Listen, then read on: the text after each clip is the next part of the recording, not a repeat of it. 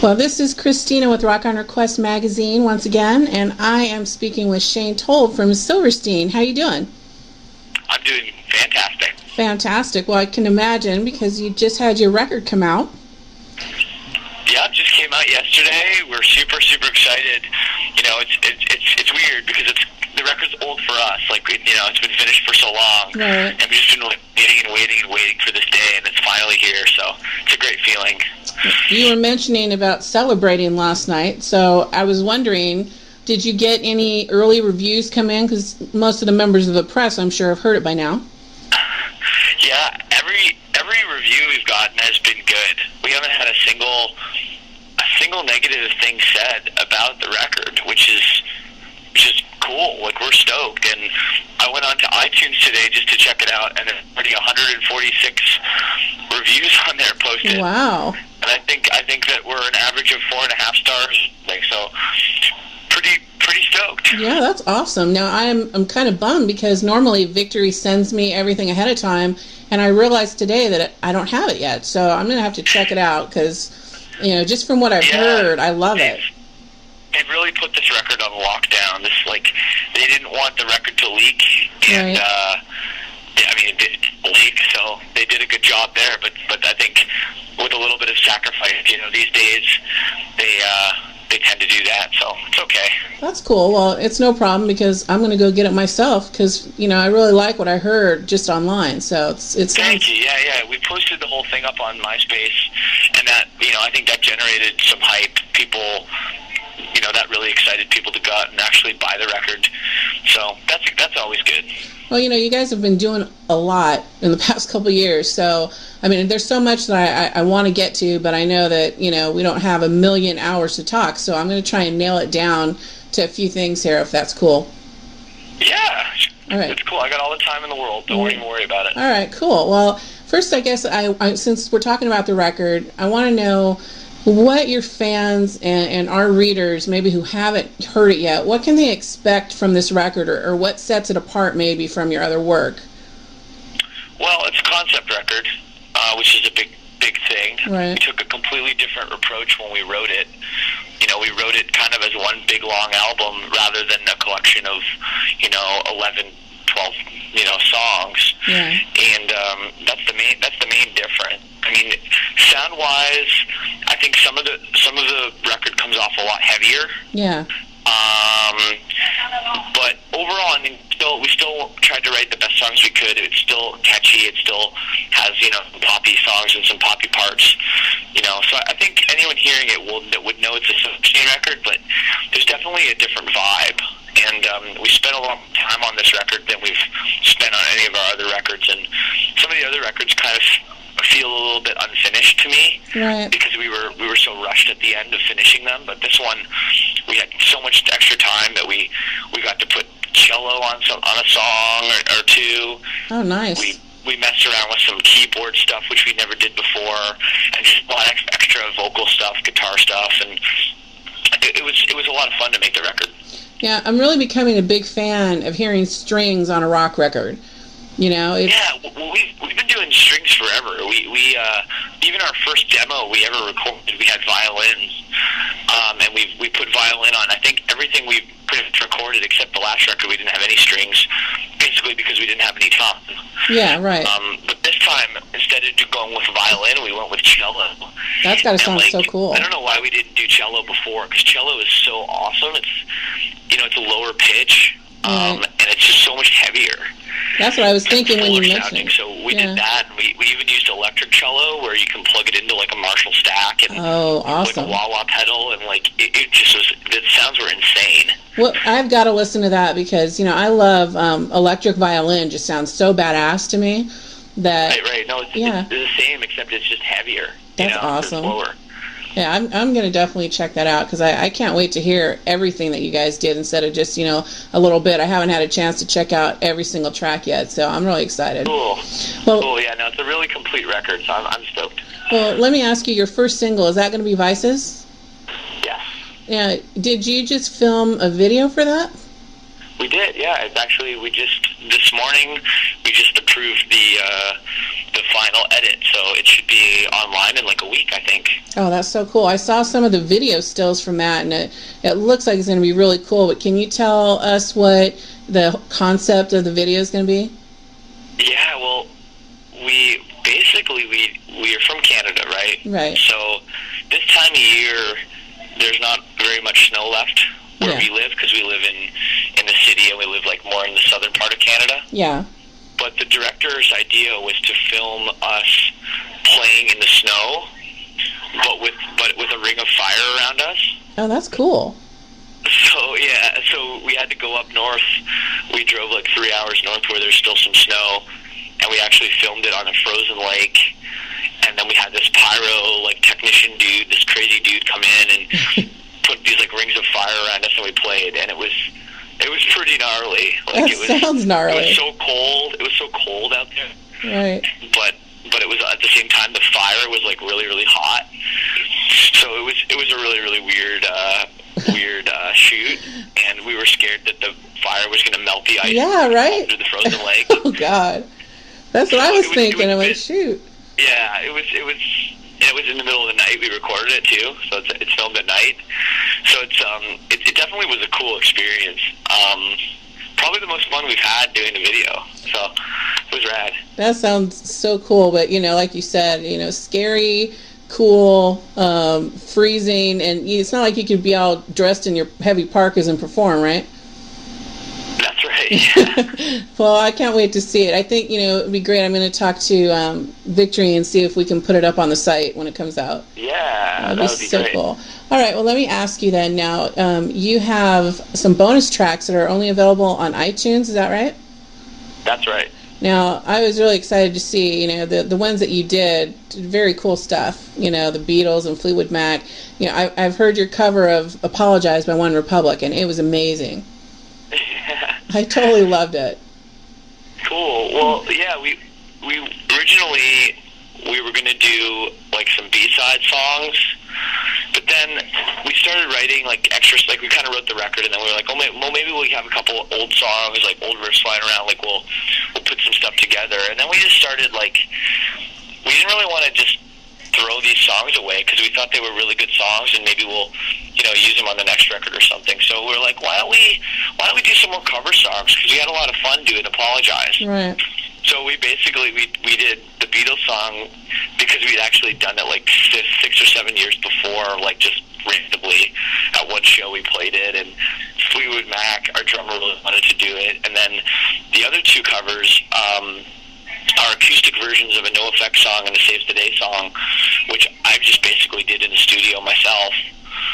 And those came out great. I think the No Effects one's my favorite of the B-sides. Really? So. Well, I'm going to have to check that out for sure, because when I saw that, yeah. One of my favorite bands, so. Really? Oh, that's cool. Well, now, I was going to ask you, your touring right now is just so crazy. I don't know how you're going to make it through the year, but let's hope you do. And you're going to you mean just with the amount of dates we're doing? Yeah, you're everywhere right now, and you're going to be for several months from what I can see. And are you going to be playing both Bamboozle shows, both coasts? That's right, yep. Well, I'm going to try and get to Bamboozle Left this weekend, hopefully. So hopefully I can catch your set. That would be great. Yeah, that'll be fun. No, the Bamboozles are cool. They're definitely, big festivals, and kids are really excited about them. There's so many great bands playing, so it's good to be a part of them again. Absolutely, and, it's always great to be able to, increase your fan base even more. So many kids get introduced to bands they haven't heard before at festivals, so I absolutely love them. Sure. Now, speaking of which, you're going to just be doing a few select Warped Tour dates toward the end, is that right? That's right, yeah. We're doing from Calgary until the end of the tour, so I think it's around the last 2 weeks we're doing. Well, that's cool. Unfortunately, you're going to miss my show because I'm earlier in the summer, but... yeah, no, it's unfortunate. A lot of... And they haven't posted the dates, so a lot of people don't know that they're not going to see us, people on the East Coast and stuff, which kind of is a bummer. Yeah. But we're glad. Like, we haven't done Warped Tour in a couple of years. We did it in 2006. We did most of the tour, and we haven't done it since. So we really wanted to do it this year, and it's a fun tour. It's a hard tour. Right. But it's fun. But it's a lot of fun. so we wanted to do at least a part of it. The whole punk rock summer camp thing, right? That's right. That's what they call it. So Right. It's cool. It's really cool. It's actually my favorite tour to cover because, it's hard for us too. We're running around from the press area to stages, which is usually hell and gone from each other all day. But it's more fun than I think anyone should be allowed to have, and you get to see so many great bands. So it's a fun day all the way around. Yeah, no, they've done, it's good because Warped Tour, they do it, it's every single day in a different city. Yeah. Whereas like a festival, even if it's a really established festival, some of the European ones and stuff, they still just do them like once a year. Yeah. So Warped Tour really has it figured out. Like they know exactly what they're doing. Everything's super organized. Very much. Which is great. There's no surprises really. No, they're good people. Yeah, they run it really well. I've always been really impressed, and especially the way they handle the media is great. I love them. So. I'm going to be excited to hopefully catch you this weekend, if not somewhere else during the summer. So, hopefully. Awesome. Let me ask you then. I just have a couple more things here, and I'll let you go. Now, the band has been said, it's kind of hard to really label what some bands do now because, you're blending different genres of rock together. And, you're not really totally screamo, and you're not really this, that, or the other thing, right? Yes. So I have a lot of bands who like to create their own genre name for what they do. And I'll give you an example of my two favorites, I think, still on record. One is Miley Cyrus on Acid. The other one, I think, was Dance Hall Fight Club Music. That's always a good one. So what would you say, if you had to describe what you guys do on stage, what would you call yourself? That's so tough. I know. And it's like something that I need an hour to think about, and with an answer I'd maybe be like half happy with or something. Right. But man, that's so hard. Like, especially since our influences are so diverse, but I think it would basically be like if you took half of the Get Up Kids and half of the members of Slayer and put them in a band together, right? They'd probably sound something like our band. That would be very cool, actually. I'd love to see it, a little blend like that on stage, like with the whole difference in styles and what you're wearing. That would be very cool. That's right, yeah. You take the singer, Matt Pryor of the Get Up Kids, and he's the singer, but then you get Tom from Slayer to play bass and also sing. And then you get, I don't know who you get to play drums. That's a tough one. You probably get Dave Lombardo to play drums. There you go. And then you get one of the guitar. You get Kerry King, and then you get one of the guitar players from Get Up Kids, and there you go. There's our band. Awesome. Very nicely done. So you didn't think you could do it, right? All right. So you didn't think you could do that, but you rolled that right off like it was nothing. I don't know. Well, okay then. If you're on a roll, then let's do this. We do something in person that now it's kind of been interesting to do this on phone interviews. We do a show and tell, but since we can't see you, we really don't know if you're telling us the truth or not. But is there anything in your pocket that you could pull out right now and share with us? This is always a dangerous question, Shane. I got a jacket, hoodie, and pants on, so I have hopefully I have something here.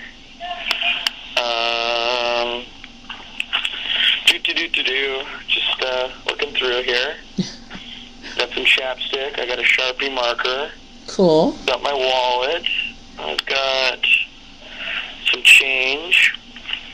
Okay, I got one thing kind of interesting. It's when you buy a CD and it's got like the cellophane around it. Right. I've got some cellophane in my pocket, and it's from my own CD that I bought yesterday. Oh, nice. So I figure if I'm not going to support it, then who is? Oh, I like it. It's always nice, and then that's very nice, very different. So I went that. So there's a little tidbit, and I also have a movie ticket from a movie I saw last week, which was called I Love You, Man. How was that? I'm so mad I haven't seen it yet. Dude, is it funny? It was so ridiculous.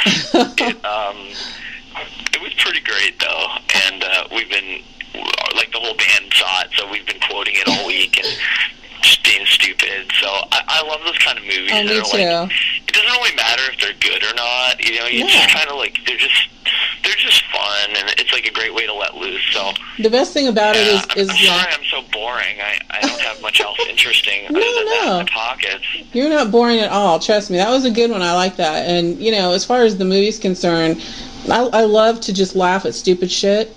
And you get so many great quotes, like you said, from movies like that that'll just never die. So yeah, and like with the way our band is I pretty much can talk in just movie quotes for an entire day if I had to. Oh yeah. And we get along great, trust me. Yeah. I'm the same way. I swear, anytime I change my status on Facebook or MySpace, it's a movie quote. So I'm with you. There you go. Totally. Okay. Do you have a Twitter yet? I do. Absolutely. Yeah. Okay. Well, you got to add me. Mine is just my name, Shane Told. Okay. Cool. I will. So follow me on there, and then I'll follow you, and we'll be Twitter buddies. We'll be following each other like stalkers. It'll be awesome. Yeah, we'll be stalking each other. I don't know how that really works. No, but we could try it. Okay. Now, the last thing that I do, and everybody gets this opportunity, is since you get asked a million questions, and some of them are probably so repetitive you want to shoot the interviewer. You get to ask me anything you want. Oh. Doesn't have to be music related. It can be. It's totally up to you. But this is your chance. What are you wearing? You really want to know? Yeah. Okay. All right. We can do this. I have on a pair of jeans, actually. It's nothing very exciting. A pair of jeans, and I have a sort of like orange blouse on. Keep going. This is getting better. I'm going. The undergarments would be of the leopard variety. Oh my goodness. Yeah, and no shoes on because I'm just chilling. Oh, okay. So it's all good. There you go. That painted quite a mental picture for me. Thank you. You're welcome. I'd ask you the reverse, but then this conversation might go on way too long. So we'll just cut it right there, and we'll Twitter it. Oh, this is fun. Okay, well, I'm good. If you want to give a shout out to your fans and our readers or whatever, and tell them to go buy your record, now's your opportunity. Yeah, what she said. No, totally. We have a new record. We're stoked on it, and I think this week it's available at Best Buy for only $7.99. Wow. That's a deal. That's a total like a straight up deal. Yeah, for sure. And then they can get it on iTunes, right? Can they get it on iTunes right now? Yeah, it's on iTunes right now, and on iTunes it comes with those 4 bonus tracks we talked about. So that's a great place if you want to get everything we recorded. Awesome. Well, I'm sure they'll be running out to get it, especially once they listen to anything on your MySpace, because it's really great. So. All right. Well, hey, it's really nice talking to you, Christine. Thanks for the interview, and I hope to see you at Bamboozle. I hope so too, and it's been fun. Thank you for your time. I appreciate it. Okay. All right. Take care. All right. Bye-bye.